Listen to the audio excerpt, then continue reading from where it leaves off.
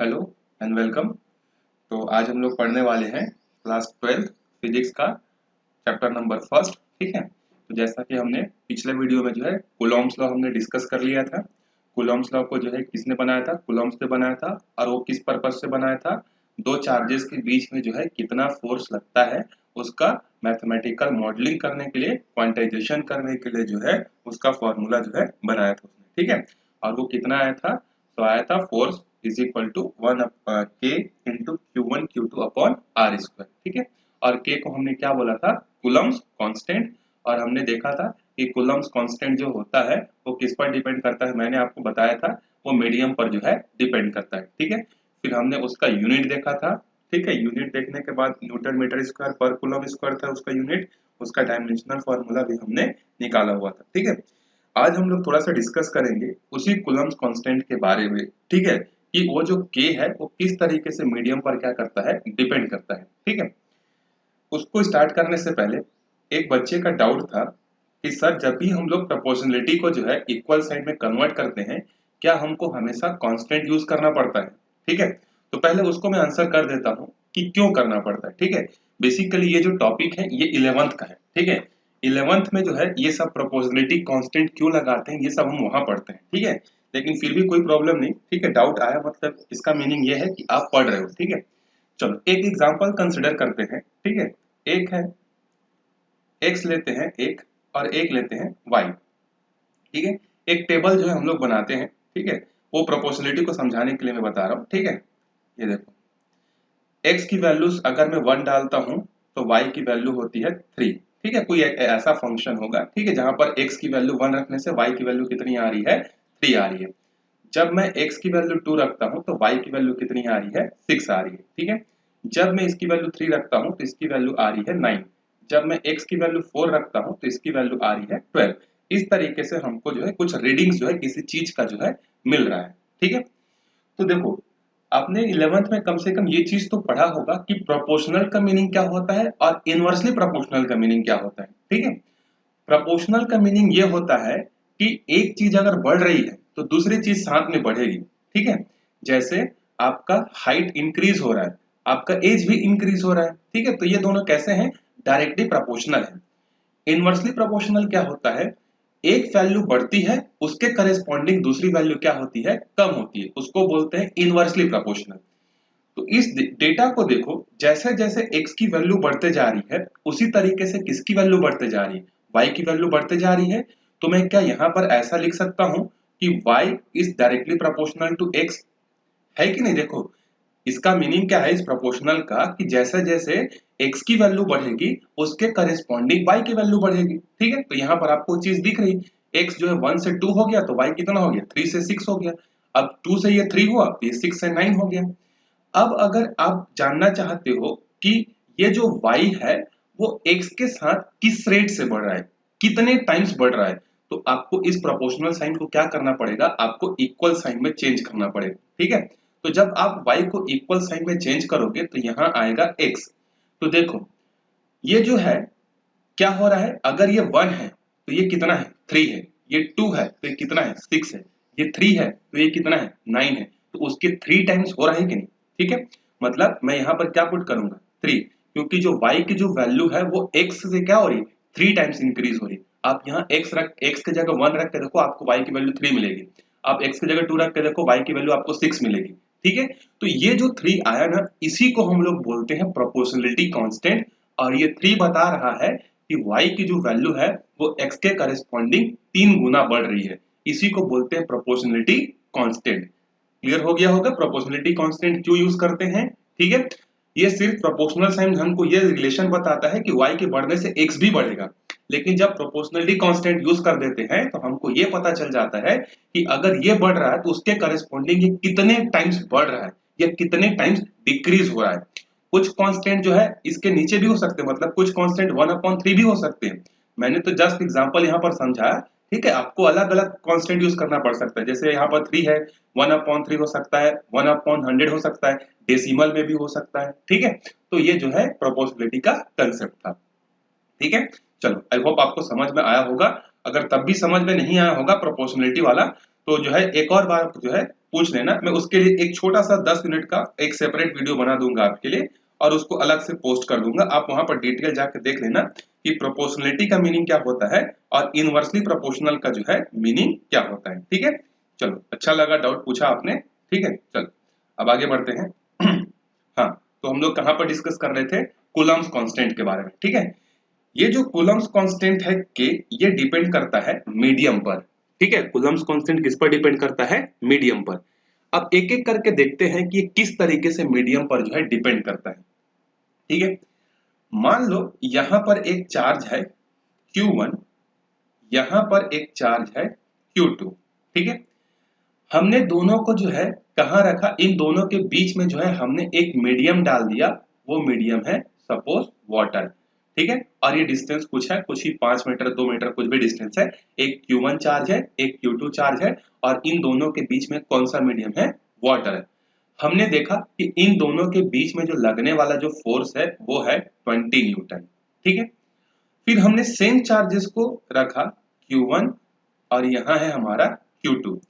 अब हमने वाटर की जगह हमने क्या रख दिया? यहाँ पर पेपर रख दिया। ठीक है, अब हमने देखा कि वो जो फोर्स था पहले 20 था, अब ये हो गया 10 हो गया। ठीक है, क्या चीज चेंज हुआ? हमने तो चार्ज तो सेम रखा, यहाँ भी Q1 क्वांटिटी था, यहाँ भी Q1 क्वांटिटी था, यहाँ Q2 क्वांटिटी था, यहाँ Q2 क्वांटिटी था। दोनों चार्जेस के बीच का डिस्टेंस दोनों ही केस में क्या था? सेम था। लेकिन क्या चीज डिफर किया? देखो, यहाँ पर मीडियम था वाटर, यहाँ था पेपर। ठीक है, तो ये जो होता है मीडियम जो होता है वो दो चार्जेस के बीच में लगने वाले फोर्स को क्या करता है?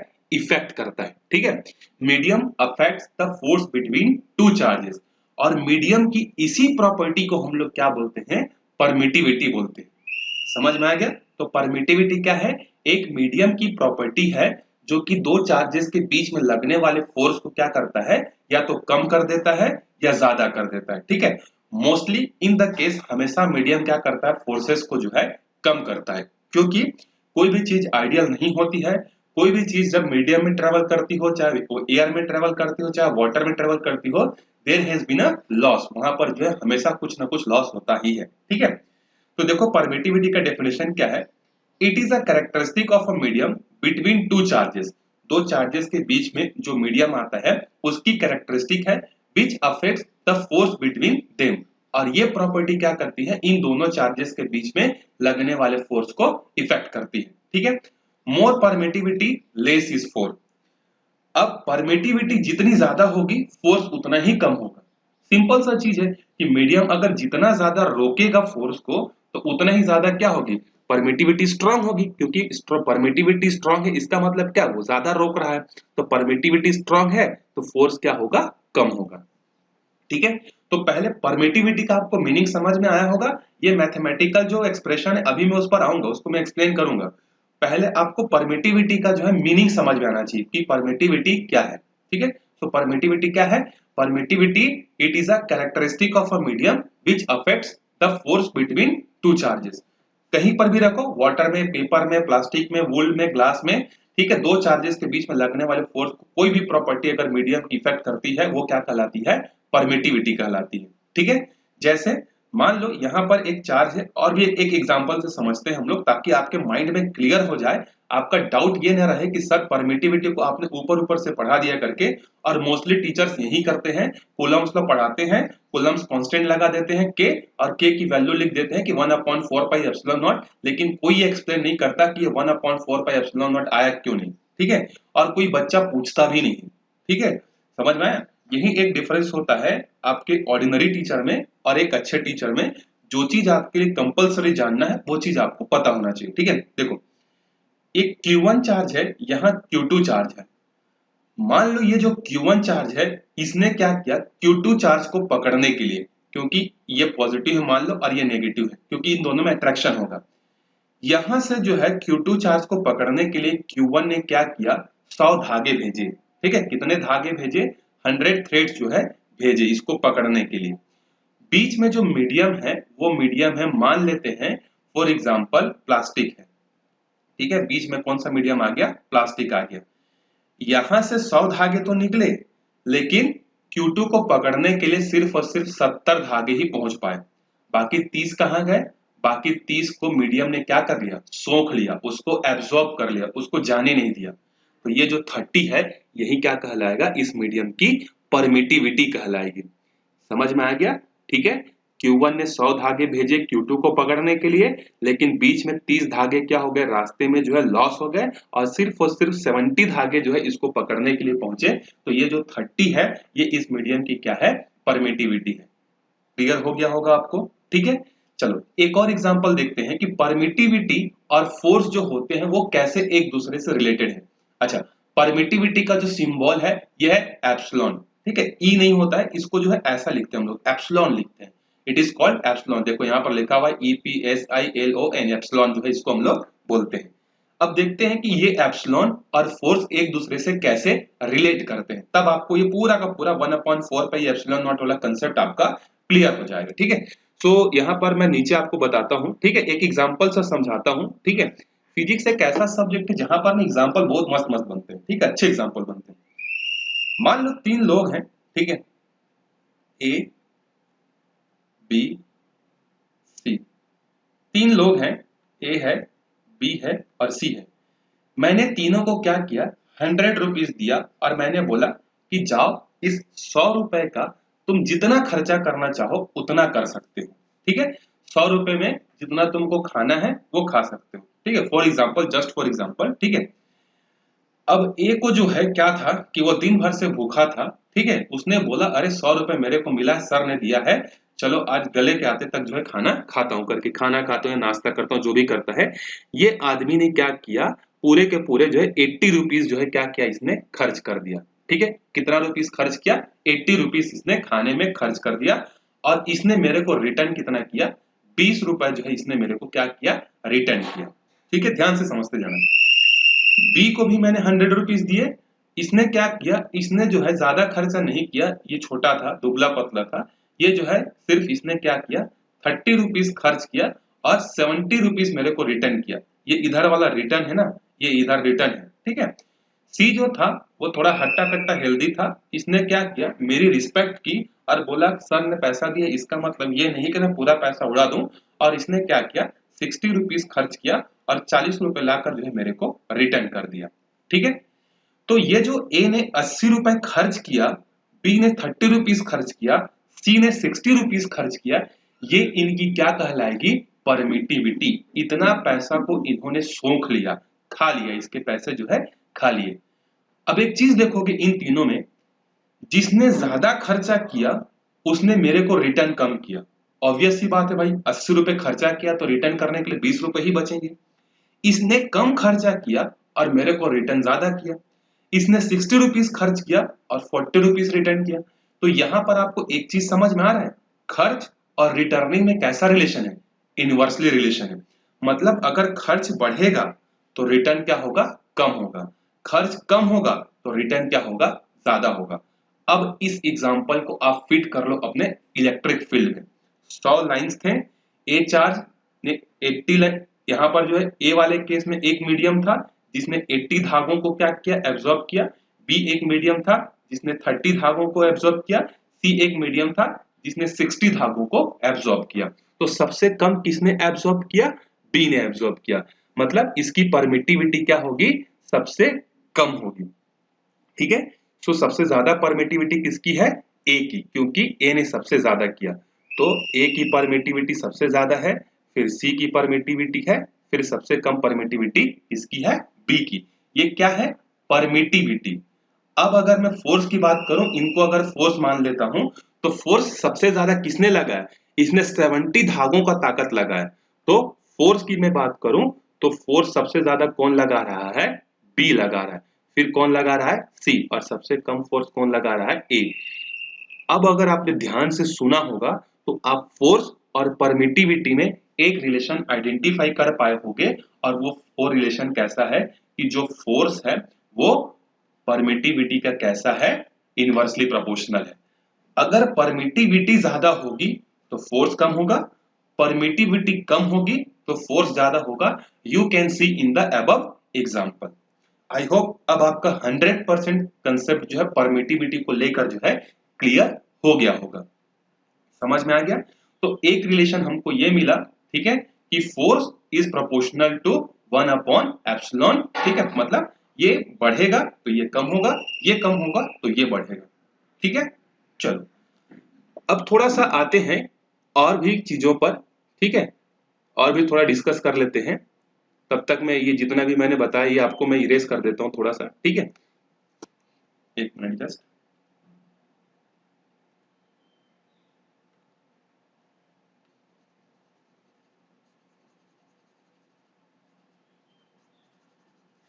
आप लोग डाउट्स नहीं पूछ रहे हो, इसका मतलब ये है कि या तो आप पढ़ाई नहीं कर रहे हो या फिर आपको पढ़ाई से इंटरेस्ट नहीं है, ठीक है। तो पढ़ाई से अगर इंटरेस्ट नहीं है तो मैं आपको एक चीज बता दूं, अभी जो ये कोविड-19 का जो प्रॉब्लम चल रहा है ना, ये प्रॉब्लम जो है क्या है, एक बहुत बड़ी अपॉर्चुनिटी लेकर आ रही है आपके सामने, ठीक है। अरस्तु का एक कहावत है कि हर संकट जो होता है, मतलब हर प्रॉब्लम जो होती है वो एक अपॉर्चुनिटी लेकर आती है। तो अगर आप जब तक अच्छे से नॉलेज नहीं रखोगे, जब तक अपने आप को कैपेबल नहीं बनाओगे, आने वाले दिनों में आपके लिए लाइफ को जो है सरवाइव करना उतना ही ज्यादा डिफिकल्ट होने वाला है, ठीक है। तो ये मत सोचो कि स्कूल ओपन होगा तो स्कूल के टीचर से पढ़ लेंगे, एग्जाम आएगा तो एग्जाम से पहले पढ़ लेंगे, ठीक है। एक समझदार आदमी वही होता है जो टाइम से पहले अपने आप को प्रिपेयर कर लेता है। तो मैं आपको बोलूंगा कि इस अपॉर्चुनिटी को मत खो, घर में अभी कोई काम नहीं है आपका, अपने आप को अच्छे से प्रिपेयर करो, ना सिर्फ फिजिक्स, मैथ्स और केमिस्ट्री, ये अपना स्ट्रॉन्ग कर लो, क्योंकि आने वाले जो फ्यूचर है वो पूरा का पूरा डिजिटल होने वाला है। डिजिटल मतलब समझ रहे हो ना, हर काम ऑनलाइन होने वाला है, ठीक है, चाहे टीचिंग हो चाहे बैंकिंग हो। तो जब तक आपके पास नॉलेज नहीं होगा चीजों का, आप कहीं पर भी सरवाइव नहीं कर सकते, ठीक है। चलो तो लेक्चर से थोड़ा सा वापिस आते हैं। क्या बीच बीच में जो है आपको ज्ञान देना जरूरी है, ठीक है, क्योंकि आप लोग पढ़ाई में इंटरेस्ट बहुत कम लेते हो, ठीक है। कुछ ही स्टूडेंट्स ऐसे होते हैं जो कि वाकई में जो है समय का जो है सदुपयोग करते हैं और वहीं चलकर आगे क्या बनते हैं, अब्दुल कलाम बनते हैं, मोदी बनते हैं, बड़े बड़े लीडर्स बनते हैं, ठीक है, सत्या नडेला बनते हैं। ये सब जो है क्या है, अपने टाइम का यूटिलाइजेशन करते हैं, ठीक है। चलो एक रिलेशन तो हमको समझ में आ गया था कि जो फोर्स है वो क्या है, इनवर्सली प्रोपोर्शनल है किसके, 1 अपॉन एप्सिलॉन नॉट के। दूसरा देखते हैं, ठीक है, दूसरा हम लोग देखते हैं, ये मान लो एक चार्ज है, ठीक है। चार्ज जो होता है ये अपने चारों तरफ क्या करता है, इलेक्ट्रिक फील्ड बनाता है। ये कूलम्ब जब खत्म होगा ना, इसके जस्ट बाद हम लोग पढ़ेंगे इलेक्ट्रिक फील्ड क्या होता है। तो एक जो चार्ज होता है स्टेशनरी चार्ज, वो अपने चारों तरफ क्या करता है, इलेक्ट्रिक फील्ड बनाता है। मैंने बोला यहाँ पर स्टेशनरी चार्ज, न कि मूविंग चार्ज, ठीक है। जब आप क्लास चैप्टर 3 और चैप्टर 4 पढ़ोगे तो वहां पर आपको डिफरेंस समझ में आएगा कि एक स्टेशनरी चार्ज क्या करता है और एक मूविंग चार्ज क्या करता है और एक एक्सेलरेटिंग चार्ज क्या करता है, ठीक है, ये आप वहां पर पढ़ोगे, ठीक है। तो मैंने यहाँ पर स्टेशनरी चार्ज जो है डिस्कस किया। एक स्टेशनरी चार्ज क्या करता है, अपने चारों तरफ जो है क्या करता है, इलेक्ट्रिक फील्ड बनाता है। और अगर हम लोग 3D में बात करें तो एक पॉइंट के चारों तरफ का जो सॉलिड एंगल होता है वो सॉलिड एंगल कितना होता है, ठीक है। तो आप बोलोगे सर 360 डिग्री, 2 पाई, ठीक है, और आंसर क्या होगा, गलत होगा, ठीक है भैया। देखो एक पॉइंट के चारों तरफ 2D में जो एंगल होता है ना, 2 डायमेंशनल में, वो होता है 360 डिग्री। लेकिन मैंने यहां पर बोला सॉलिड एंगल। सॉलिड एंगल मतलब एक स्फेयर के चारों तरफ का टोटल एंगल जो होता है वो 4 पाई होता है, ठीक है। समझ में आ गया सॉलिड एंगल कितना होता है, 4 पाई। याद करो class 11 chapter number 2 unit dimensions, unit और डायमेंशंस वाला फॉर चैप्टर, वहां पर पढ़ोगे एसआई यूनिट में दो और, ठीक है, सॉलिड एंगल और स्टेरेडियन वगैरह। तो देखो ये जो चार्ज है ये अपने चारों तरफ क्या कर रहा है, मान लो 4 पाई जो है क्या कर रहा है, इलेक्ट्रिक फील्ड लाइंस जो है बना रहा है, ठीक है। यहां पर जो है एक दूसरा चार्ज है Q2, ये अपने चारों तरफ क्या कर रहा है, 4 पाई इलेक्ट्रिक फील्ड लाइंस बना रहा है। क्या वो चारों 4 पाई के 4 पाई इलेक्ट्रिक फील्ड लाइंस यहां तक पहुंच रही होंगी, नहीं, सिर्फ कितना पहुंच रहा होगा, एक ही इलेक्ट्रिक फील्ड लाइंस इसको पकड़ने के लिए पहुंच रहा होगा, ठीक है। तो अगर मैं बोलूं कि इस Q1 ने अपने चारों तरफ इलेक्ट्रिक फील्ड लाइंस बनाए टोटल 4 पाई, और उसमें से एक लाइन जो है किसको पकड़ने के लिए गया, Q2 को। तो ये जो एक लाइन है ये 4 पाई का कितना पार्ट है, तो आप बोलोगे सर ये है 1 अपॉन 4 पाई पार्ट। तो इसने कितना चार्ज भेजा इसको पकड़ने, कितने लाइंस भेजे, जो फोर्स लग रहे, फोर्स लगाने के लिए कितने चार्ज भेजे, 4 पाई। अब ये जो इसी को हम लोग कनेक्ट करते हैं, एक तो हमारे पास था कि force is inversely proportional to 1/ε0, और फोर्स जो है वो किसके प्रोपोर्शनल था शुरुआत में, जब हमारे पास फोर्स ऐसा था Q1 Q2/r², तो इसको हमने कन्वर्ट किया था किसमें, K में। मतलब फोर्स और K कैसे हैं, डायरेक्टली प्रोपोर्शनल। मतलब यहाँ पर एक चीज आपको समझ में आया कि अगर फोर्स डायरेक्टली प्रोपोर्शनल है इनवर्सली प्रोपोर्शनल है 1/ε0 के, तो K भी क्या होगा, 1/ε0 के प्रोपोर्शनल होगा। और ये भी क्या है, K ही है, क्योंकि मीडियम की ही प्रॉपर्टी है। ये अब चारों तरफ 4 पाई इलेक्ट्रिक फील्ड लाइंस बना रहा था, उसमें से सिर्फ एक ही लाइन इसको पकड़ने के लिए जा रही थी। अब इन दोनों को जब आप कंबाइन करोगे, क्योंकि आपको पूरा का पूरा परमिटिविटी को डिफाइन करना है, ठीक है, मतलब K को डिफाइन करना है, तो दोनों को जब आप ऐड करोगे तो K क्या होगा, K जो होगा वो होगा 1/4 पाई एप्सिलॉन। समझ में आया ये चीज, ठीक है, क्लियर है। या आप यहां से ऐसा भी समझ सकते हो कि हमने इस प्रोपोर्शनलिटी को भी हटाने के लिए हमने कौन सा कांस्टेंट यूज किया, 4 पाई जो है हमने यूज किया, 1/4 पाई जो है हमने कांस्टेंट यूज किया। तो ये है K, कूलम्ब्स कांस्टेंट की वैल्यू 1/4 पाई, ठीक है। अब जो हमने कूलम्ब्स लॉ को यहां तक छोड़ा था कि Fe is equal to K Q1 Q2/r², आप उस K के जगह क्या आ जाएगा, 1/4 पाई एप्सिलॉन आ जाएगा, ठीक है। अच्छा, एक और चीज मैं आपको बता देता हूँ, ठीक है, बताना जरूरी है। ये जितना भी जो है फिजिक्स, जिसको हम लोग जितना टफ मानते हैं, ये उतना टफ है नहीं अगर आप इंटरेस्ट लेकर पढ़ोगे। मैं भी जो है क्या करता था, फिजिक्स को जो है बहुत ज्यादा टफ मानता था, ठीक है, लेकिन मैंने जो है एक ऐसा टीचर मिला मेरे को, ठीक है, काफी सालों बाद, ठीक है, प्रदीप क्षेत्रपाल करके एक बहुत अच्छे फिजिक्स के टीचर हैं। मैंने जितना भी फिजिक्स सीखा है अभी जो आपको मैं पढ़ा रहा हूँ, कहीं ना कहीं उसके पीछे जो है उन सर का जो है कंट्रीब्यूशन है, ठीक है। तो यहाँ पर मैं आपको जितना चीज डिस्कस कर रहा हूँ उसका बहुत बड़ा कंट्रीब्यूशन उसके पीछे किसका है, प्रदीप क्षेत्रपाल सर का है, ठीक है। सो वही है कि अगर आपको कोई अच्छा टीचर मिल जाता है किसी सब्जेक्ट का, तो आप उसमें एक्सपर्ट हो जाते हो, ठीक है। सो उसको बताने का रीजन सिर्फ ये था कि मैंने भी जो है किसी से सीखा है, ऐसा नहीं कि मैं जो है पैदाइशी जो है बहुत बड़ा फिजिशियन था। तो आप लोग भी अगर अच्छे से पढ़ोगे तो नेक्स्ट जनरेशन जो आने वाला है उस जनरेशन तक नॉलेज को डिलीवर कर पाओगे, ठीक है। चलो, K की वैल्यू क्या होगी, 1/4 पाई एप्सिलॉन होगी, ठीक है। अब हमारा फॉर्मूला जो था जहां पर हमने कूलम्ब्स को छोड़ा था, Fe is equal to 1/4 pi epsilon Q1 Q2/r², ठीक है। अच्छा, अब हमने इस एप्सिलॉन की वैल्यू निकालने की कोशिश की कि इस एप्सिलॉन की वैल्यू कितनी आती है, तो उसकी वैल्यू आती है 8.85 इंटू 10⁻⁻12, और इसका यूनिट क्या होगा, अब इसका यूनिट तो आप बता सकते हो, ठीक है। K का यूनिट क्या था, Newton metre square per coulomb square. तो अगर आपको इसका यूनिट चाहिए, देखो मैं आपको डिराइव करके भी बता देता हूँ, ठीक है, डिराइव करके बता देता हूँ मैं आपको कि कैसे आया। अगर आपको इस एप्सिलॉन का यूनिट चाहिए तो एप्सिलॉन को यहां रखो और 4 पाई अपॉन K। तो 4 पाई क्या है, कांस्टेंट है, और कांस्टेंट्स क्या होते हैं, डायमेंशनल लेस होते हैं। तो K का फॉर्मूला क्या था, याद करो, Newton metre square per coulomb square is equal to epsilon. तो ये ऊपर चले जाएगा, तो एप्सिलॉन का डायमेंशनल फॉर्मूला क्या मिला, C square N M square, coulomb square पर न्यूटन मीटर स्क्वायर। K का जस्ट उल्टा, ये कई बार एग्जाम में पूछ देता है, ठीक है, याद रखना। हाँ, तो एप्सिलॉन नॉट की वैल्यू कितनी होगी, 8.85 इंटू 10⁻⁻12, ठीक है। चलो, और इस पूरे की वैल्यू जो 1/4 पाई एप्सिलॉन नॉट की जो टोटल वैल्यू है, इसकी वैल्यू होती है 9 into 10⁻9 Newton metre square per coulomb square, ठीक है।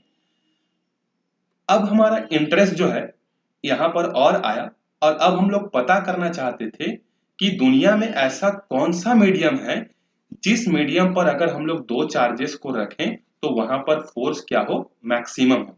क्योंकि अभी हमने देखा कि मीडियम जो होता है वो हमेशा फोर्स, दो चार्जेस के बीच में लगने वाले फोर्स को क्या करता है, कम कर देता है। कितना कम कर देता है, 1/4 पाई एप्सिलॉन नॉट जो है क्या करता है, उतना टाइम्स जो है वो उसको कम कर देता है।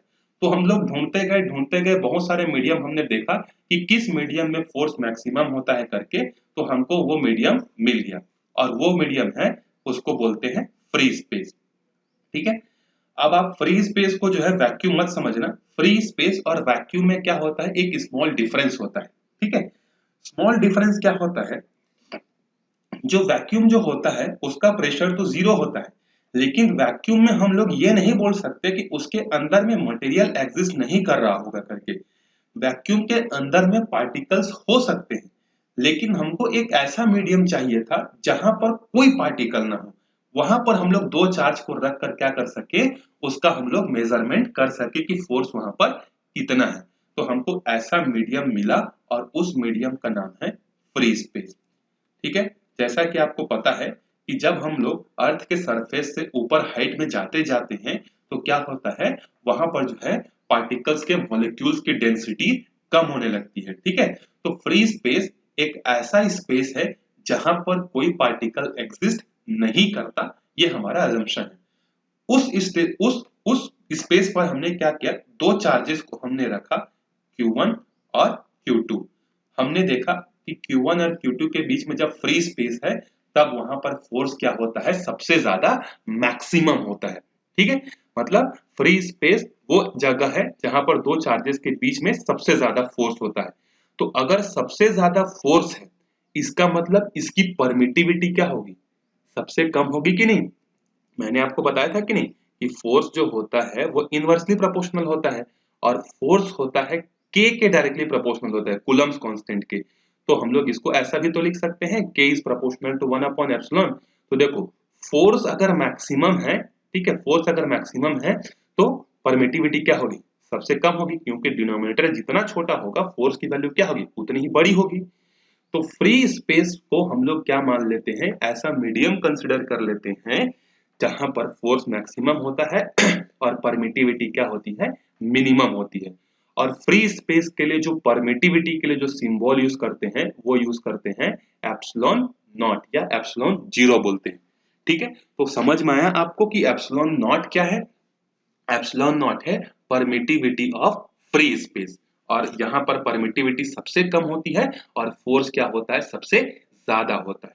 ठीक है, तो समझ में आ गया, 1/, सॉरी क्या बोलते हैं, हाँ, एप्सिलॉन नॉट जो है परमिटिविटी ऑफ फ्री स्पेस। और फ्री स्पेस क्या है, एक ऐसा स्पेस जहां पर जो है क्या होता है, कोई भी जो है पार्टिकल्स जो है प्रेजेंट नहीं होता है। ठीक है, चलो अब आगे चलते हैं रिलेटिव परमिटिविटी पर। ठीक है, अगला टॉपिक है हमारा रिलेटिव परमिटिविटी। तो रिलेटिव परमिटिविटी आपको नाम से ही समझ में आ रहा है, रिलेटिव मतलब क्या करना, किसी एक चीज से जो है रिलेट करके क्या करना, दूसरे चीज की वैल्यू बताना। ठीक है, इसको बोलते हैं रिलेटिव परमिटिविटी। ठीक है, सो अगर हमारे पास परमिटिविटी है तो हमको रिलेटिव परमिटिविटी की जरूरत क्यों पड़ी। ठीक है, तो उसका आंसर पहले समझते हैं, फिर इसके मैथमेटिकल डेरिवेशन पर आते हैं।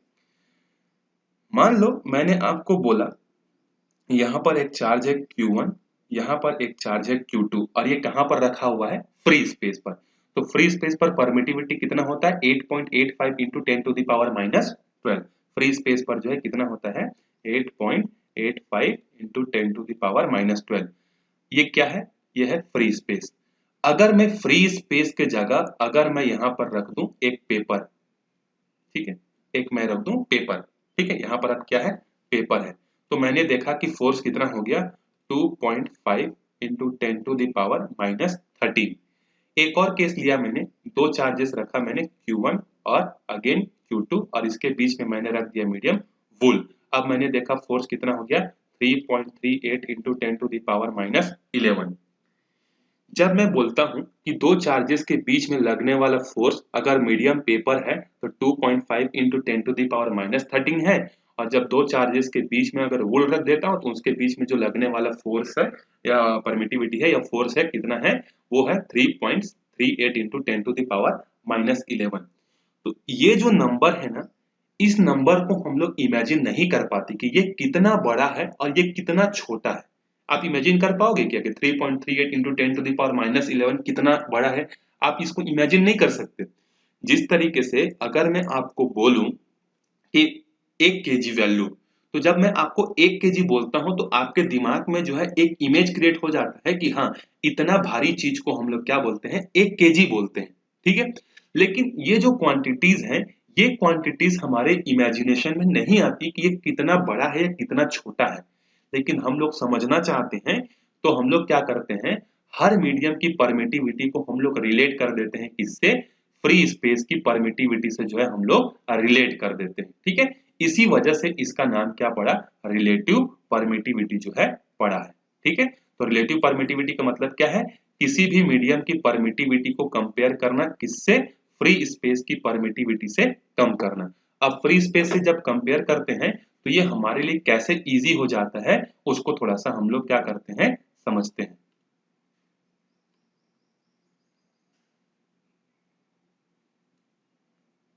ठीक है, जैसे Q1 Q2, ठीक है, दोनों के बीच में फ्री स्पेस पर परमिटिविटी कितनी है, ये देखो इतनी है। ठीक है, यहां पर मैंने रख दिया पेपर, दो चार्जेस के बीच में मैंने रखा पेपर, और मैं यहां पर रख दिया दो चार्जेस Q1 और Q2 के बीच में मैंने रखा, यहां पर रखा मान लो मैंने वुल। अब मैंने बोला कि जब मैंने दो चार्जेस के बीच में पेपर को रखा, तो पेपर को रखने के बाद मैंने देखा कि इन दोनों के बीच में जो लगने वाला जो फोर्स है वो 1/20 कम हो गया। कितना हो गया, कम हो गया। तो ये जो 20 है ना, जो डिनोमिनेटर में जो नंबर है ना, वो बता देगा कि वो किसकी परमिटिविटी है, ये परमिटिविटी है पेपर की। अब इन दोनों के बीच में कौन सा मीडियम है, वुल। तो वुल रखने से मैंने देखा कि अब इन दोनों के बीच में लगने वाला फोर्स कितना हो गया, 140 हो गया। तो ये जो 40 है, ये 40 क्या दिखा रहा है, इस वुल की परमिटिविटी। अब आपको समझ में आ गया होगा, जब मैं बोलूंगा कि दो चार्जेस के बीच में मैंने क्या किया, पेपर को रख दिया, तो परमिटिविटी जो है 120 हो गई। किसके कंपैरिजन में 120 हो गई, फ्री स्पेस के कंपैरिजन में। अब आपको थोड़ा सा लगेगा कि हाँ इतना टाइम्स क्या हो गया, वो कम, ठीक है, वो कम हो गया। वुल को मैंने रखा तो उसकी परमिटिविटी 1/4 हो गई, हाँ मतलब 1/4 हो गया, 1/4 हो गया। तो ये जो है चीजों को समझना हमारे लिए क्या हो जाता है, इजी हो जाता है ऐसा। इसीलिए हमको रिलेटिव परमिटिविटी की जो है जरूरत पड़ी।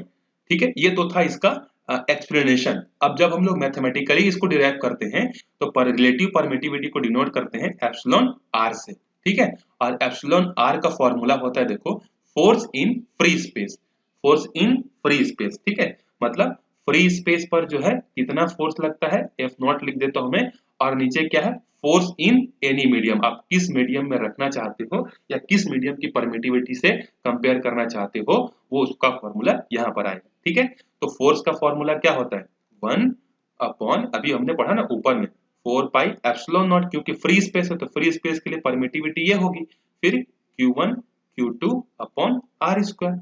उसके बाद नीचे में क्या आएगा, 1/4 pi epsilon not, epsilon not नहीं होगा, ये क्या होगा, एम होगा, मीडियम की परमिटिविटी, क्योंकि हम लोग फोर्स कहाँ ले रहे हैं, मीडियम की, तो यहाँ पर परमिटिविटी भी क्या आएगा, एप्सिलॉन एम आएगा। और चार्जेस तो सेम है, Q1 Q2 upon R square. ये पूरा का पूरा क्वांटिटी इससे कैंसिल हो गया, ये 4 पाई इससे कैंसिल हो गया, तो एप्सिलॉन नॉट की, एप्सिलॉन आर की वैल्यू क्या आएगी, देखो 1/एप्सिलॉन नॉट के अपॉन में 1/m, ये E M epsilon naught M, तो ये ऊपर चले जाएगा, तो ये जब ऊपर चले जाएगा तो क्या बचेगा, एप्सिलॉन एम अपॉन में एप्सिलॉन नॉट। समझ में आया ये चीज, ठीक है। तो ये हमको मिल गया क्या, epsilon M, epsilon R relative permittivity is equal to epsilon M मतलब मीडियम की परमिटिविटी डिवाइडेड बाय क्या बोलते हैं, इस फ्री स्पेस की परमिटिविटी। ठीक है, फोर्स के टर्म्स में उल्टा है, देखो फोर्स के टर्म्स में जो है, फोर्स न्यूमरेटर में क्या है, फोर्स इन फ्री स्पेस, और डिनोमिनेटर में क्या है, फोर्स इन मीडियम। जबकि रिलेटिव परमिटिविटी में क्या है, मीडियम की परमिटिविटी ऊपर है और फ्री स्पेस की परमिटिविटी नीचे है। अगर मैं एप्सिलॉन एम को लिखना चाहूं तो ये दोनों इधर जाके क्या होंगे, मल्टीप्लाई हो जाएंगे। इसी को मैं कूलम्ब्स लॉ में अगर लिखूं कि फोर्स बिटवीन टू मीडियम, ठीक है, फोर्स बिटवीन टू मीडियम मतलब एफएम, एफएम कितना होगा, 1/4 pi epsilon M Q1 Q2 upon R square. अब मैं इस एप्सिलॉन एम को क्या लिख सकता हूँ, epsilon R into epsilon naught लिख सकता हूँ, देखो यहाँ पर लिखा हुआ है। ठीक है, एप्सिलॉन नॉट और एप्सिलॉन आर। ठीक है, चलो एक और चीज याद रखना, अगर हम लोग वैल्यू निकालें relative permittivity of free space, ठीक है, relative permittivity of free space जब हम लोग निकालेंगे, relative permittivity of free space, तो फॉर्मूला क्या होगा, force in free space upon relative permittivity किसकी निकाल रहे हैं, फ्री स्पेस की ही निकाल रहे हैं। तो ऊपर में भी क्या आएगा, फ्री स्पेस का फोर्स, नीचे में भी क्या आएगा, फ्री स्पेस का फोर्स आएगा कि नहीं। जब मीडियम, देखो नीचे क्या है, मीडियम है, अभी हमारा मीडियम कौन है, वही वही हमारा फ्री स्पेस है, तो ऊपर में तो फिक्स है फ्री स्पेस, नीचे में भी फ्री स्पेस आ जाएगा, मतलब relative permittivity of free space कितना होता है, 1, तो एप्सिलॉन आर कितना हो जाएगा, 1। और ये जो हमारा जो फॉर्मूला है, ये यहाँ देखो, ये एप्सिलॉन आर के जगह कितना आ जाएगा 1। तो हमारे पास फॉर्मूला क्या बनेगा, देखो ये जो है फॉर्मूला हमारे पास बनेगा F is equal to 1/4 pi epsilon naught Q1 Q2 upon R square, क्योंकि एप्सिलॉन आर की वैल्यू कितनी हो गई 1। ठीक है, समझ में आया होगा आपको। जैसे हमने ऊपर वाले फॉर्मूले से रिलेटिव परमिटिविटी निकाला ना, रिलेटिव परमिटिविटी किसी भी की चीज का, मीडियम का, तो ये आया, उसी पर हमने फ्री स्पेस की रिलेटिव परमिटिविटी खुद से निकाल दी। मतलब फ्री स्पेस की परमिटिविटी को हमने फ्री स्पेस की परमिटिविटी से ही कंपेयर कर दिया, तो रिलेटिव परमिटिविटी मिल गया। तो ऊपर में free force in free space upon force in free space, क्योंकि अब मीडियम फ्री स्पेस हो गया, तो ये दोनों कैंसिल होगा और कितना आ गया 1, और हमारा फॉर्मूला ये बन गया। अब इसको बोलते हैं डाई इलेक्ट्रिक कांस्टेंट, याद रखना। ठीक है, relative permittivity of any medium, जिसका फॉर्मूला क्या है, force in free space upon force in medium, ये याद रखना, इसको बोलते हैं डाई इलेक्ट्रिक कांस्टेंट। आपने शुरुआत में पढ़ा होगा डाई इलेक्ट्रिक स्ट्रेंथ, और ये है डाई इलेक्ट्रिक कांस्टेंट, दोनों अलग अलग चीजें। ठीक है, आई होप अब आपको समझ में आ गया होगा, क्लियर होगा दोनों चीजें। आगे बढ़ते हैं हम लोग। हाँ, अब एक और चीज देखो, इस दुनिया में सबसे कम परमिटिविटी किसकी होती है, फ्री स्पेस की होती है, तभी तो फोर्स क्या होगा, सबसे ज्यादा होता है। एक चीज पक्का याद रखना, अगर आपको ऑब्जेक्टिव क्वेश्चन पूछ दे कुछ भी, तो दुनिया में फ्री स्पेस को छोड़कर जितने भी मीडियम होते हैं, वाटर, वूल, पेपर, प्लास्टिक, जितने भी, सबकी परमिटिविटी कितनी होती है, 1 से ज्यादा होती है। ठीक है, सबकी परमिटिविटी 1 से ज्यादा होती है। मतलब हमारे पास रिलेशन था कि नहीं, ये तो अगर डिनोमिनेटर की वैल्यू 1 से ज्यादा है, इसका मतलब फोर्स हमेशा क्या होगा, फ्री स्पेस के कंपैरिजन में कम होगा। ठीक है, कोई भी मीडियम हो उसकी परमिटिविटी मोर देन 1 होती है, ये आपको पक्का याद रखना है। ठीक है, चलो अब आगे देखते हैं। कई बार एग्जाम में क्या करता है, कूलम्स लॉ तो हमने पढ़ लिया, पूछता है कि कूलम्स का वेक्टर फॉर्म बताओ करके। ठीक है, अच्छा, अब आपको एक क्वेश्चन में ऐसे ही पूछना चाहूंगा, जब हमारे पास कूलम्स का ऑलरेडी फॉर्मूला है कि F is equal to 1/4 pi epsilon naught Q1 Q2 upon R square, so why we need the vector form of Coulomb's law, क्यों जरूरत पड़ी भाई। हम तो फिजिक्स में ये कोशिश करते हैं, 11th में आपने पढ़ा होगा कि फिजिक्स का जो थ्रस्ट एरिया है वो क्या है, यूनिफिकेशन करना और रिडक्शन करना। यूनिफिकेशन करना मतलब छोटा करना, रिडक्शन मतलब कॉम्प्लेक्स प्रोसेस को इजी बनाना। तो जब हम लोग छोटा चीज पढ़ना चाहते हैं, कम पढ़ना चाहते हैं, तो एक फॉर्मूला ऑलरेडी होने के बावजूद why we need vector form. ठीक है, चलो इसका आंसर है, अगर आपने 11th, वापिस से मैं बोल रहा हूं, देखो अगर आपको 12th पढ़ना है ना, भले ही 11th के चैप्टर्स काम नहीं आएंगे, लेकिन उसके कंसेप्ट जो है आपके काम आएंगे।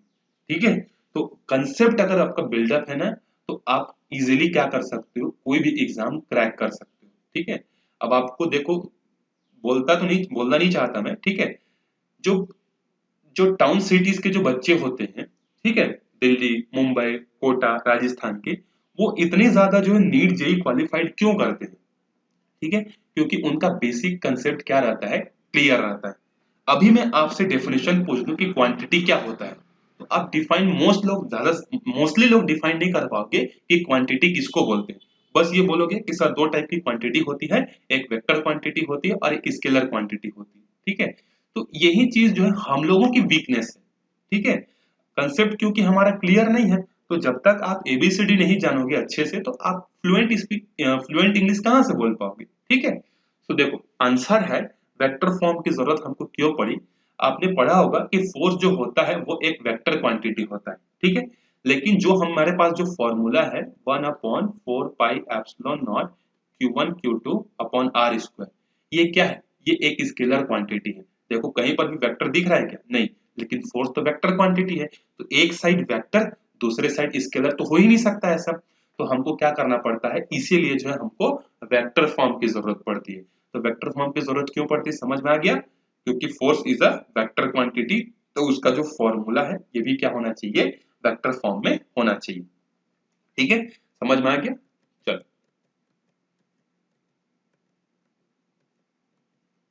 इसको मैं इरेज कर देता हूँ, 1 मिनट।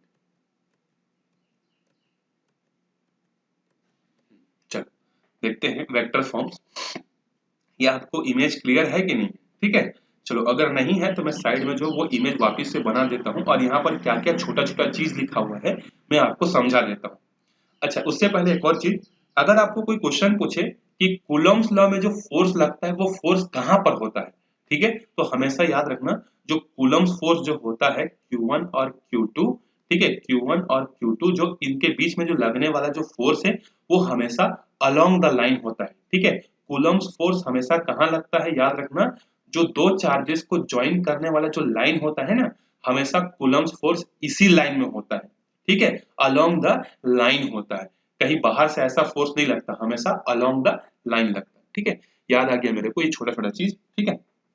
चलो देखते हैं यहाँ पर, ये Q1 चार्ज है और ये Q2 चार्ज है, तो ये Q1 चार्ज जो है वो Q2 पर फोर्स लगा रहा है और Q2 चार्ज जो है वो Q1 पर फोर्स लगा रहा है, ठीक है। दोनों का जो डिस्टेंस है, मान लेता हूं मैं Q1 से Q2 का जो डिस्टेंस है, मैंने एरो इधर लगाया और मैंने यहाँ पर लिख दिया R और मैंने यहाँ पर लिखा नीचे में 2 और 1, ठीक है। अब देखो यहाँ पर इस 2 का मतलब क्या है, जब आप एरो इधर पुट अप कर रहे हो इसका मतलब ये 2 दिखा रहा है किसको, टूवर्ड्स, ठीक है, किधर दिखा रहा है ये टूवर्ड्स, और ये 1 किसको रिप्रेजेंट कर रहा है, ये 1 रिप्रेजेंट कर रहा है फोर्स। तो अगर आपके पास कहीं पर ऐसा R21 लिखा है, इसका मतलब क्या है कि उस फोर्स का जो डायरेक्शन है या उस डिस्टेंस का जो डायरेक्शन है आपने कैसा लिया है, टूवर्ड्स 2, और कहां से लिया है, फ्रॉम 1। अगर आप इसको ऐसा लिखते हो R12, इसका मतलब क्या है, वो जो डिस्टेंस का जो डायरेक्शन है आपने किधर लिया है, टूवर्ड्स 1, और कहां से लिया है, फ्रॉम 2। तो पहला लेटर जो होता है इसके सफिक्स का ये 2 को दिखाता है और दूसरा लेटर जो होता है इसका फ्रॉम को दिखाता है, ठीक है। अब मैं यहाँ पर एक चीज आपको क्लियर कर दूं, ऐसा एनसीईआरटी में कहीं पर भी मेंशन नहीं है कि आप हमेशा 2 1 ही लिखोगे, आप इस एरो के लिए 1 2 भी यूज कर सकते हो, ठीक है, मतलब एरो इधर ही रहेगा और आप 1 2 भी पुट कर सकते हो, गलत नहीं है। There is no specific rule for return of R12 और R21, ठीक है, लेकिन मैं आपको एक चीज पकड़ के रखने के लिए बता रहा हूँ ताकि आपका डेरिवेशन जो है स्ट्रांग हो जाए, आपका कंफ्यूजन ना हो। तो R के लिए पहला लेटर टूवर्ड्स बताना और R के लिए 1 क्या बताना, फ्रॉम। जैसे अगर मैं लिख देता हूं कहीं पर R13, इसका मतलब आप फट से आंसर दोगे कि वो जो डिस्टेंस का डायरेक्शन है वो किधर है, टूवर्ड्स 1, और A की तरफ एरो लगाओगे, और कहां से लगाओगे एरो, 3 से लगाओगे। समझ में आ गया ये, ठीक है। अब देखो ये जो Q1 है ये Q2 पर फोर्स लगा रहा है, और मैंने अभी आपको बताया कि फोर्स का डायरेक्शन कहाँ होता है, अलोंग द लाइन जो उन दोनों को ज्वाइन करता है। तो इस पर जो फोर्स लगा रहा है ये इस डायरेक्शन में होगा। अब इस फोर्स का नाम मैं क्या रखूंगा, तो इसके लिए मैंने रखा यहाँ पर 2 1 यहाँ भी, ठीक है। अब इस केस में ये जो 2 है, रुको इसको क्लियर कर देता हूँ,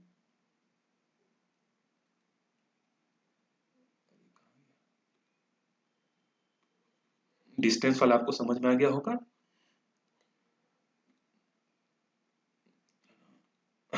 देखो ये फोर्स का जो है ये पहला लेटर किसको दिखाता है, ये ऑन को दिखाता है, और दूसरा लेटर किसको दिखाता है, बाई को दिखाता है।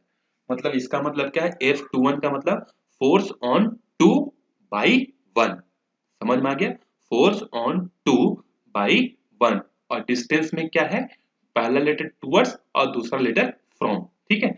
चलो इसका थोड़ा सा प्रैक्टिस कर लेते हैं हम लोग। इसी तरीके से इस पर भी फोर्स लग रहा है, इस फोर्स का नाम क्या होगा, अगर आप समझ गए होगा तो इस फोर्स का नाम बता सकते हो। इस पर लग रहा है फोर्स 1 पर लग रहा है, चार्ज नंबर 1 पर, और लगा कौन रहा है, बाई 2, तो इसका नाम क्या होगा, F12, ठीक है। अब ये R12 F12 F21 क्लियर हो गया होगा। तो मैं यहाँ पर आपके लिए एक छोटा सा प्रैक्टिस के लिए रखता हूँ, ये है Q1, यहाँ है Q2, यहाँ है Q3, यहाँ है Q4, और एक और ले लेते हैं, यहाँ है Q5।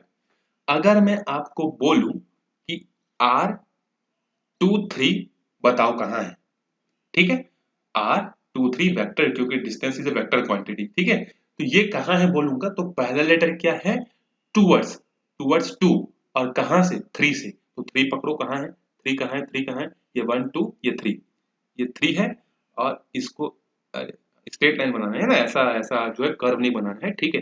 अब क्या है, मैं जो ग्राफिक्स से जो लिख रहा हूँ, इस ग्राफिक्स में जो है थोड़ा सा क्या होता है, बनता नहीं है, ठीक है। तो समझ गए ना क्या है ये। अगर मैं बोलूंगा तो R23 तो पहला लेटर क्या है, टूवर्ड्स, टूवर्ड्स मतलब टू की तरफ दिखाना है तो एरो इधर पुट अप करोगे, और फ्रॉम कहां से, 3 से, तो ये हो गया 3।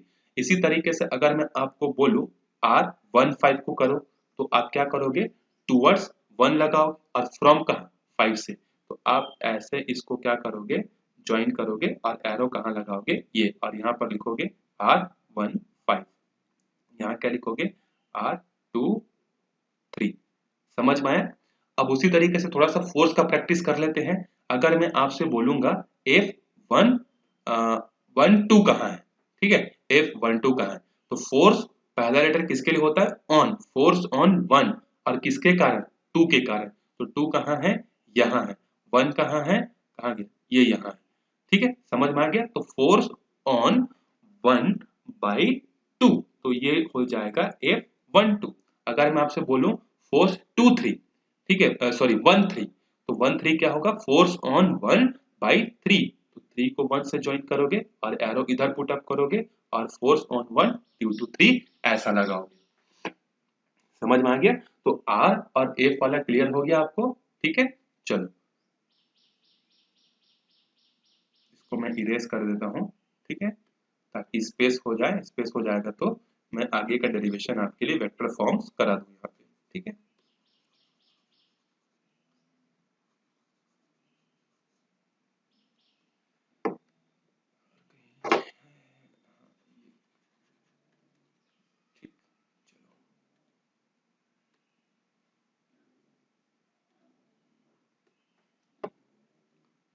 हाँ ठीक है, ये आ गया हमारा, ठीक है।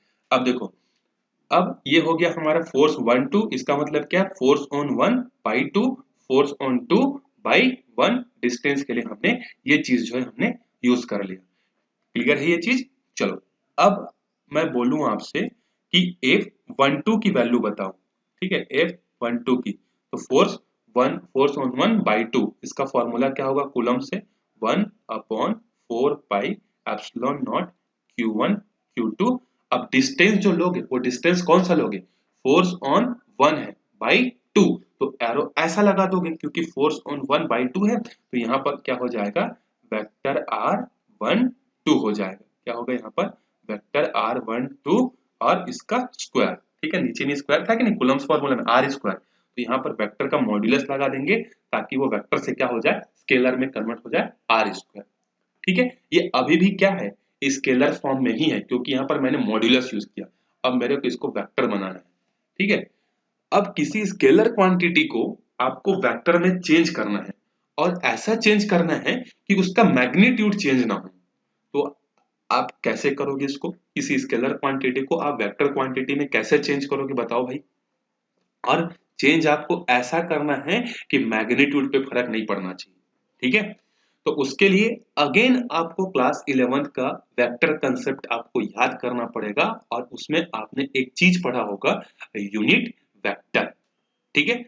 यूनिट वेक्टर एक ऐसा वेक्टर होता है जिसके पास मैग्नीट्यूड 1 होता है लेकिन उसके पास डायरेक्शन होता है, ठीक है। उसका मैग्नीट्यूड 1 होता है और डायरेक्शन होता है क्योंकि vector quantities are those quantities which have magnitude as well as direction. तो अगर मैं किसी चीज को 1 से मल्टीप्लाई करूंगा तो क्या उसका मैग्नीट्यूड चेंज होगा, बिल्कुल चेंज नहीं होगा। तो मैं यहाँ पर क्या करूंगा, यूनिट वेक्टर का जो है यहाँ पर मैं मल्टीप्लाई करूंगा R12 कैप। समझ में आ गया, कैप मतलब क्या है, ये यूनिट वेक्टर है। आई होप आपको समझ में आया होगा। इसका मीनिंग क्या है, इसका मैग्नीट्यूड 1 है लेकिन इसके पास डायरेक्शन है। अब देखो मैग्नीट्यूड तो हमारे पास ऑलरेडी था, इस R12 ने हमको क्या दे दिया, डायरेक्शन दे दिया, और किस डायरेक्शन में दे दिया, ये वाले डायरेक्शन दे दिया। तो अब ये फोर्स क्या होगा, वेक्टर क्वांटिटी बना कि नहीं, डेफिनेटली बन गया, ठीक है। अब देखो कोई भी यूनिट वेक्टर जो होता है उसको उसका मीनिंग क्या होता है, फुल वेक्टर अपॉन में उसका modulus, unit vector is equal to full vector upon में उसका मॉड्यूलस। तो अगर मैं इसको लिखना चाहूं तो can I right this 1/4 pi epsilon naught Q1 Q2 upon में R12 मॉड्यूलस का स्क्वायर, और यूनिट वेक्टर को मैं क्या लिख सकता हूं, फुल वेक्टर R12, ये होता है फुल वेक्टर अपॉन में इसका मॉड्यूलस। तो देखो ये भी मॉड्यूलस में 1 2 है, ये भी मॉड्यूलस में 1 2 है, तो दोनों मल्टीप्लाई होकर कितना हो जाएंगे, 3 हो जाएंगे, ठीक है। सो फोर्स 1 2 कितना हो जाएगा 1/4 pi epsilon naught Q1 Q2 upon R12 vector modulus cube और होल वेक्टर बड़ा वेक्टर R12। तो ये हो गया हमारा कूलम्ब्स का वेक्टर फॉर्म, ठीक है। अगर आपको ये राइटिंग समझ में नहीं आ रही होगी तो आप कॉपी में लिखा हुआ है वो आप देख सकते हो, ठीक है। समझ में आ गया। आर ये 2 है R12 is equal to 1/4 pi epsilon naught Q1 Q2 upon R12 cube और फुल वेक्टर R12, ठीक है। समझ में आ गया। तो जिस तरीके से हमने F12 निकाला है उसी तरीके से आप 21 भी निकाल सकते हो। तो देखो अगर यहाँ 12 है तो यहाँ भी 12 है, यहाँ भी 12 है, तो जब आप 21 निकालोगे तो इसको क्या कर दोगे 12 के जगह 21 लिख दोगे और इसके जगह भी क्या लिख दोगे 21 लिख दोगे, ठीक है। तो ये दोनों हमको इक्वेशन जो है मिल गए। अब अगर ध्यान से देखोगे तो Q1 से लेके Q2 तक का डिस्टेंस और Q2 से लेके Q1 तक का डिस्टेंस क्या है फिक्स है, बट डिफरेंस क्या है दोनों में, दोनों के डिस्टेंस क्या है अपोजिट है, ठीक है। मतलब समझ में आया। ये देखो ये जो R12 है और R21 है इनका मैग्नीट्यूड सेम है, दोनों के डिस्टेंस क्या है सेम है, लेकिन एक डिस्टेंस इधर बता रहा है और दूसरा डिस्टेंस इधर बता रहा है। ये R किसको दिखा रहा है R21 को दिखा रहा है और ये R12 को दिखा रहा है। दोनों का मैग्नीट्यूड सेम है लेकिन डायरेक्शन अपोजिट है। तो हम लोग इसको कैसे लिख सकते हैं vector R12 is equal to minus लगा देंगे, माइनस क्या दिखाता है अपोजिट डायरेक्शन को, और वेक्टर R21 लिख सकते हैं। जब आप इन दोनों वैल्यूज को इन दोनों इक्वेशन में पुट करोगे तो आपको क्या मिल जाएगा F12 जो होता है वो क्या होता है मैग्नीट्यूड वाइज इक्वल होता है लेकिन अपोजिट होता है F21 के। इसका मतलब क्या है कि चार्ज नंबर 1 चार्ज नंबर 2 पर जितना ताकत लगाता है उतना ही ताकत चार्ज नंबर 2 चार्ज नंबर 1 पर लगाता है लेकिन अपोजिट डायरेक्शन में लगाता है। और अगर मैं आपको बोलूं कि टोटल फोर्स कितना होगा F12 प्लस F21, ये माइनस इधर जाके क्या हो जाएगा प्लस, और ये कितना हो जाएगा 0, ठीक है। मतलब पहले वाले ने दूसरे वाले पर जितना फोर्स लगाया दूसरे वाले ने पहले वाले पर जितना फोर्स लगाया दोनों का समेशन क्या है 0। इसलिए तो दो चार्जेस एक दूसरे के जगह से जो भगते नहीं है, नहीं तो अगर पहला वाला इस पर ज्यादा फोर्स लगाएगा तो ये तो भग जाएगा, ये वाला इस पर फोर्स लगाएगा तो ये भग जाएगा। क्यों नहीं भग रहे हैं, ये जितना लगा उसने भी इतना लगा, दोनों एक दूसरे को काउंटर बैलेंस किए और फोर्स क्या हो गया 0 हो गया। समझ में आ गया ये चीज, ठीक है। और फोर्स हमेशा कहाँ लगता है अलोंग द लाइन लगता है, ठीक है। आगे जो है मैं आपको कुछ और चीज बताऊंगा, ठीक है। तो आगे देखते हैं। हाँ, प्रिंसिपल ऑफ सुपरपोजिशन, ठीक है। वीडियो का लेंथ ज्यादा लंबा तो नहीं हो रहा है, चलो हाँ 10 मिनट में ये खत्म हो जाएगा, 1 घंटे का वीडियोस करेंगे उसके बाद जो है अगले पार्ट में मैं इसको दिखाऊंगा, ठीक है। अब क्या बोलोगे क्लास 12 का सिलेबस आपका बहुत ज्यादा वास्ट है तो आपको जो है पढ़ना तो ज्यादा पड़ेगा, ठीक है। इवन जो है चैप्टर नंबर 1 के कम से कम 12 से 13 वीडियोस आएंगे, ठीक है, चैप्टर नंबर 1 के। वैसे जो है मैं आपको बोलूं तो 1 2 3 4 ही बहुत ज्यादा लेंदी है, उसके बाद छोटे छोटे हैं, और पार्ट 2 में जो लेंदी है वो है रे ऑप्टिक्स, बाकी सब छोटे छोटे, ठीक है। तो ये इधर के 4 और उधर के 2, ये दो चैप्टर 6 चैप्टर जो है वो थोड़े से ज्यादा लेंदी, बाकी इजी, ठीक है। हाँ, यहाँ पर कुछ लिखा हुआ है the force between two charges is independent of any other charges. अब इसका मीनिंग क्या है देखो, इसका बहुत अच्छा मीनिंग है, यहाँ पर बहुत बहुत अच्छा लाइन लिखा हुआ है मैंने। इसका मीनिंग क्या है देखो, ये मान लो एक चार्ज है Q1, ये मान लो एक चार्ज है Q2। हमने देखा कि दोनों के बीच में जो लगने वाला जो फोर्स है वो है 100 न्यूटन, ठीक है। अब मान लो यहाँ पर जो है क्या हो गया एक तीसरा चार्ज आ गया Q3, ठीक है। अब Q1 और Q2 के बीच में लगने वाला जो फोर्स है वो हो गया 80 न्यूटन। मतलब Q1 और Q2 के बीच में लगने वाला फोर्स कितना है 100 न्यूटन, Q2 और Q3 के बीच में लगने वाला जो फोर्स है वो है 80 न्यूटन, ठीक है। ये अट्रैक्टिव नेचर का है, ये रिपल्सिव नेचर का है, ठीक है। मतलब ये प्लस है, ये माइनस है और ये भी माइनस है, तभी तो इन दोनों में अट्रैक्टिव होगा। अट्रैक्टिव मतलब पॉजिटिव और रिपल्सिव मतलब नेगेटिव। अब ध्यान से समझना, एक और बार एक्सप्लेन कर देता हूं। The force between Q1 and Q2 is plus 100 Newton, it means attractive force. The force between Q2 and Q3 is minus 80 Newton which means repulsive force. अब मैं आपसे पूछूं कि force between Q1 and Q3 कितना होगा, ठीक है। मतलब इस तीसरे चार्ज के आ जाने के, अच्छा इसको थोड़ा सा मैं और आपके लिए चेंज करता हूँ, पहले इजी करते हैं, फिर उसके बाद जो है हम लोग क्या करते हैं, इसको Q1 और Q3 बनाएंगे। ठीक है, पहले जो है थोड़ा सा इजी कंसेप्ट समझते हैं। देखो क्वेश्चन ये है कि Q1 और Q2 के बीच में लगने वाला फोर्स 100 था, अब सिर्फ 2 चार्ज थे तब ये था। अब मान लो तीसरा चार्ज आ गया Q3, और Q2 और Q3 के बीच में जो लगने वाला फोर्स है वो है 80 न्यूटन। तो जब तीसरा चार्ज आ जाएगा तो तीसरे चार्ज के आ जाने से Q1 और Q2 के बीच में लगने वाला जो फोर्स है, क्या वो 100 न्यूटन ही रहेगा या उससे कम हो जाएगा? चलो मैं आपको 4 ऑप्शन देता हूँ, केबीसी वाला। ठीक है, पहला ऑप्शन है कि वो 100 न्यूटन ही रहेगा। ठीक है, मतलब तीसरे चार्ज के आ जाने से इन दोनों के बीच में लगने वाले फोर्स पर जो है कोई फर्क नहीं पड़ेगा। ठीक है, दूसरा ऑप्शन है 20 न्यूटन हो जाएगा, तीसरा ऑप्शन है -20 न्यूटन हो जाएगा, और चौथा ऑप्शन है नोटा। नोटा मतलब नन ऑफ दी अबव। ठीक है, ये आपके पास 4 ऑप्शन है, तो कौन सा ऑप्शन जो है आपके पास होगा? और याद रखना, वेक्टर्स को जो है आपस में ऐड किया जा सकता है, फोर्स को भी आपस में ऐड किया जा सकता है। 2 मिनट सोचो और खुद से आंसर करो कि सर ए होगा कि बी होगा। ठीक है, चलो आपने डिसाइड कर लिया होगा। तो यहाँ पर सब लोगों का आंसर क्या होगा? 20 न्यूटन। क्यों? क्योंकि ये तो +80 है, +80 में से -80 फोर्स जाएगा तो रिजल्टेंट कितना बचेगा? 20 बचेगा।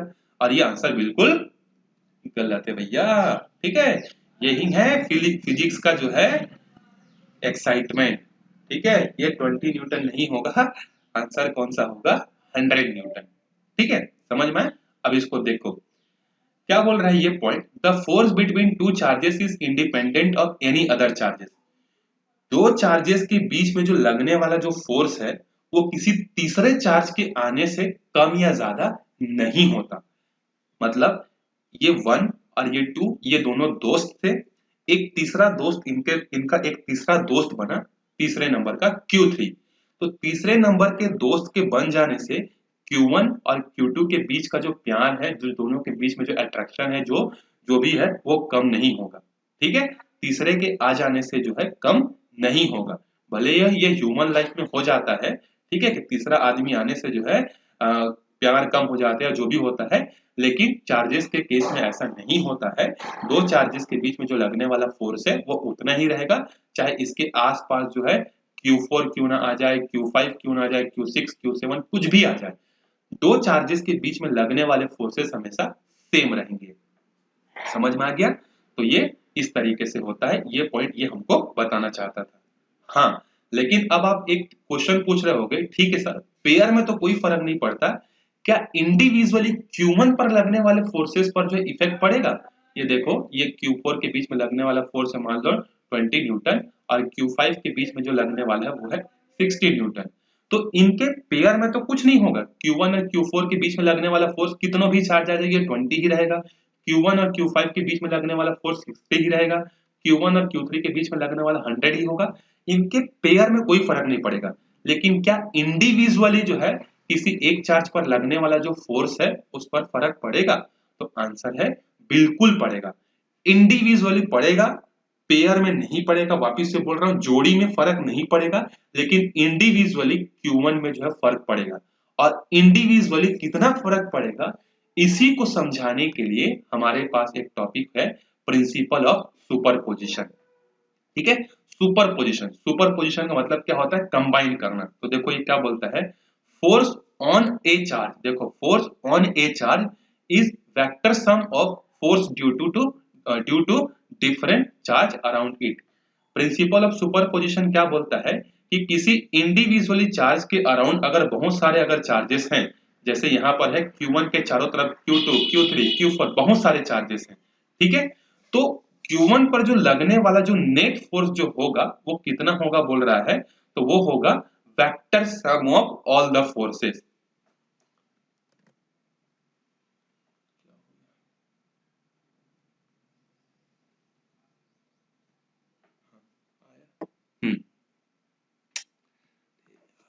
चलो डायग्राम आपको दिख रहा है, ठीक है। तो ये बोल रहा है प्रिंसिपल ऑफ सुपरपोजिशन कि एक इंडिविजुअल चार्ज पर जो लगने वाला जो फोर्स है उसको हम लोग निकाल सकते हैं प्रिंसिपल ऑफ सुपरपोजिशन से। मतलब F1 पर जो लगने वाला जो नेट फोर्स है, ठीक है, पेयर में तो कोई फर्क नहीं पड़ेगा, लेकिन इंडिविजुअली पड़ेगा। तो इस पर लगने वाला जो फोर्स है वो किसके बराबर होगा, जितने पेयर्स हैं उन सबके कारण होगा। देखो vector sum of forces due to different charges. अब देखो F1 और F4 के बीच में फोर्स लग रहा है, F1 और Q1 और Q2 के बीच में फोर्स लग रहा है। तो F1 पर लगने वाला इंडिविजुअल जो फोर्स होगा वो उन सारे फोर्सेस के वेक्टर सम के क्या होगा, बराबर होगा, जिसके जिसके साथ पहला चार्ज कनेक्टेड है। तो पहला चार्ज किसके किसके साथ कनेक्टेड है, दूसरे वाले के साथ कनेक्टेड है, चौथे वाले के साथ कनेक्टेड है, पांचवें वाले के साथ कनेक्टेड है। अगर यहाँ पर कोई छठवां चार्ज होगा तो उसका भी फोर्स हम लोग यहाँ पर क्या करेंगे, ऐड करेंगे, ठीक है। एंड सो ऑन, डेस डेस डेस दिया देखो एन तक जितने भी होंगे, ठीक है। अब मैंने बोला है वेक्टर सम। वेक्टर सम मतलब अगर अट्रैक्टिव नेचर का है तो +100 रखोगे और रिपल्सिव नेचर का है तो -100 रखोगे, तब एडिशन करो, ठीक है। तो किसी एक चार्ज पर लगने वाला जो फोर्स होता है वो उसके आसपास जितने भी चार्जेस हैं उन सबके पेयर में लगने वाले फोर्सेस के सम के इक्वल होता है। यही है हमारा वेक्टर ऑफ सुपरपोजिशन। अब F12 को कैसे लिख सकते हैं, अब सबसे तो ये कॉमन निकल जाएगा, 1/4 पाई एप्सिलॉन नॉट सबसे कॉमन निकलेगा, तो अंदर में क्या बचेगा, Q1 Q2 अपॉन R12 का क्यूब। और वेक्टर फॉर्म ना, तो वेक्टर फॉर्म ये था, 1/3 में क्या आ जाएगा, Q1 Q3 अपॉन में R13 का क्यूब। इस तरीके से वेक्टर सम के बराबर जो है ये होता है, ठीक है। समझ में आया होगा ये चीज आपको। चलो अब लास्ट एक क्वेश्चन देखते हैं जो बोर्ड एग्जाम में आ चुका है, ये लास्ट टॉपिक है, ठीक है। इसके बाद जो है कूलम्ब्स भी खत्म हो जाएगा और हमारा इलेक्ट्रिक फील्ड यहाँ से स्टार्ट हो जाएगा, ठीक है। एक क्वेश्चन 2 मिनट और लगेगा। देखो क्वेश्चन क्या था, एक क्वेश्चन आया था, express the Coulomb's force in the terms of R1 vector R1 vector R2 Q1 और Q2। ये A1 A2 नहीं है, ये Q1 Q2 है, ठीक है। बोल रहा है कि वेक्टर फॉर्म जो आपने कूलम्ब्स का पढ़ा है 1/4 pi epsilon naught Q1 Q2 modulus of R12 का cube into vector R12। Vector form ऊपर देखो, ये ऊपर में हम लोग किए थे ना, ये जो पूरा फॉर्मूला है, इस पूरे फॉर्मूले को आपको क्या करना है, सिर्फ और सिर्फ 4 टर्म्स में एक्सप्रेस करना है। और वो 4 टर्म्स कौन कौन से हैं, देखो वो 4 टर्म्स है आपका, हाँ, R1 R2 और Q1 और Q2 इन कार्टेशियन सिस्टम। ये कार्टेशियन सिस्टम में दिए हुए हैं, ये आपको एक्सप्रेस करना है। तो देखो कार्टेशियन सिस्टम मतलब एक्स एक्सिस और वाई एक्सिस। तो ये ये वाई एक्सिस है, ये एक्स एक्सिस है। यहाँ पर एक चार्ज रखा हुआ है Q1 और इसका पोजीशन वेक्टर कितना है, ये है R1 वेक्टर। ये है मान लो आपके पास दूसरा चार्ज Q2, इसका पोजीशन वेक्टर है वेक्टर R2, ठीक है। एरो इधर लगेगा, एरो इधर लगेगा, देखो यहाँ पर है Q1, इसका पोजीशन वेक्टर R1, ये है Q2, इसका पोजीशन वेक्टर है R2। अब अगर मैं Q1 और Q2 को जोड़ूंगा तो R12, इसका मीनिंग क्या है, टुवर्ड्स 1 फ्रॉम 2। तो एरो कहाँ लगेगा, ऐसा ऊपर। अगर आप इसको R21 लिखोगे तो एरो कहाँ लगाओगे, नीचे, ठीक है, ये वाला एरो। क्योंकि मैंने बताया था 1 किसके लिए है, टुवर्ड्स, तो ये एरो किधर दिखा रहा है, टुवर्ड्स 1, और 2 क्या दिखा रहा है, फ्रॉम। तो अगर आप R12 लिखना चाहते हो तो आप एरो इधर लगाओ, ठीक है। अब ध्यान से देखो O Q1 और Q2, इसमें ट्रायंगल लॉ हम लोग लगा सकते हैं। वेक्टर में आपने पढ़ा होगा क्लास 11th में, ठीक है। तो वेक्टर लॉ, ट्रायंगल लॉ क्या बोलता है कि जो दो सेम साइड के जो एरो हैं जब उसका समेशन करते हैं तो वो अपोजिट साइड की एरो की क्या होता है, बराबर होता है। मैं आपको डिटेल में नहीं समझाऊंगा, ट्रायंगल लॉ का डेफिनेशन ऐसा नहीं है, कुछ और है, लेकिन मैं आपको समझाने के लिए यहाँ पर बता देता हूँ कि ये एरो देखो इधर जा रहा है और ये एरो इधर जा रहा है, ये दोनों एरो एक ही डायरेक्शन में जा रहे हैं, तो इन दोनों का जो समेशन होगा वेक्टर R2 और वेक्टर R12, ये किसके बराबर होगा, जो अपोजिट डायरेक्शन से वेक्टर आ रहा है उसके। तो R2 vector plus R12 vector, opposite direction से कौन आ रहा है, वेक्टर R1। ये R2 वेक्टर इधर जाके क्या हो जाएगा, माइनस, तो हमको क्या मिलेगा, vector R12 is equal to vector R1 minus vector R2। अब हमारे पास ये क्या, यहाँ पर एक स्टेटमेंट लिख दोगे, क्या, फ्रॉम कूलम्ब्स लॉ, ठीक है। F12 इज इक्वल टू क्या आता है, 1/4 pi epsilon naught Q1 Q2 upon R12 vector upon into full vector, ठीक है। तो जहां जहां आपको R12 दिख रहा है वहां पर ये पुट कर दो, जैसे यहाँ मॉड्यूलस में दिख रहा था यहाँ हमने मॉड्यूलस में पुट कर दिया, यहाँ फुल वेक्टर था तो हमने यहाँ पर फुल वेक्टर में पुट कर दिया। तो देखो ये हमने क्या किया, कूलम्ब्स लॉ को इन 4 क्वांटिटीज के टर्म्स में क्या किया, एक्सप्रेस कर दिया कि नहीं, ठीक है। तो ये बोर्ड एग्जाम का क्वेश्चन है, देखो 2 लाइन में बन गया। और जब आप इसको अच्छे से नहीं पढ़ रहोगे तो आप बोलोगे कि क्वेश्चन आउट ऑफ सिलेबस आ गया, ठीक है। ये बहुत अच्छा जो है लोगों के पास एक्सक्यूज रहता है, स्टूडेंट्स के पास, कि ये आउट ऑफ द क्वेश्चन था। कोई भी थोड़ा सा हटके क्वेश्चन देखे ना तो डर जाते हैं, क्योंकि पढ़ाई कैसे रहती है, उनके सरफेस लेवल की रहती है, कंसेप्ट क्लियर नहीं रहता है। ठीक है, तो ये समझ में आ गया आपका, आप इस फॉर्म में उसको क्या कर सकते हो, एक्सप्रेस जो है कर सकते हो। क्लियर हो गया ये चीज, आपको कार्टेशियन सिस्टम में दिया होगा, तो जब आप इसको मैं नहीं बताया होता तो आप क्वेश्चन को पढ़कर क्या होते, डर जाते। ठीक है, लेकिन आप कैपेबल हो गए हो, इस क्वेश्चन को आप डील कर सकते हो। ठीक है, लास्ट टॉपिक है देखो, लिमिटेशन ऑफ कूलम्ब्स लॉ। ऐसा नहीं कि कूलम्ब्स लॉ जो है हर जगह एप्लीकेबल होता है, applicable only for point charges. Coulomb's law का सबसे पहला लिमिटेशन है कि ये पॉइंट चार्जेस के लिए क्या होता है, एप्लीकेबल होता है। ठीक है, अब मैं यहाँ पे एक क्वेश्चन आपको बोलूंगा, क्लास 11 का है, पॉइंट ऑब्जेक्ट किसको बोलते हैं? या आपने क्लास 11 के चैप्टर नंबर 3 या 4 में पढ़ा होगा, कमेंट करके जरूर बताना कि व्हाट इज पॉइंट ऑब्जेक्ट। ठीक है, तो ये जो एप्लीकेबल है किसके लिए होता है, पॉइंट चार्जेस के लिए एप्लीकेबल होता है। दूसरा, applicable only for rest charges, क्योंकि इलेक्ट्रोस्टैटिक पढ़ रहे हैं, स्टैटिक का मतलब रुका हुआ, तो ये रेस्ट चार्जेस के लिए एप्लीकेबल है।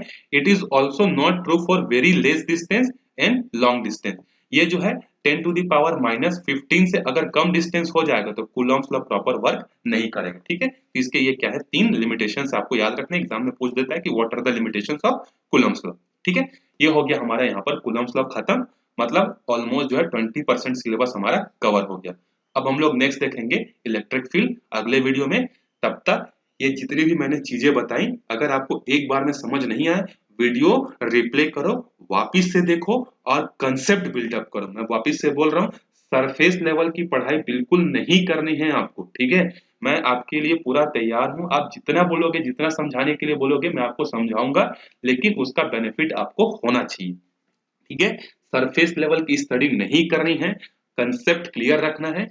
कोई भी प्रॉब्लम है, यहाँ पर आपको नीचे में मेरा नंबर दिख रहा होगा, डिटेल्स दिख रहा होगा, आप व्हाट्सअप कर सकते हो, टेलीग्राम कर सकते हो, ईमेल कर सकते हो, यू कैन कॉल मी। अगर मैं बिजी रहूंगा तो मैं आपसे बाद में बात करके आपके डाउट्स जो है क्लियर कर दूंगा। और ये वीडियोस लोगों को शेयर करो, ऐसा नहीं है कि सिर्फ एक ही के पास रहे, आपके जितने भी फ्रेंड्स हैं जो अदर स्कूल्स में पढ़ते हैं उनको भी शेयर करो, ताकि वो भी क्या कर सके, इसका बेनिफिट जो है ले सके। ठीक है, तब तक मिलते हैं नेक्स्ट वीडियो में, तब तक के लिए बाय बाय।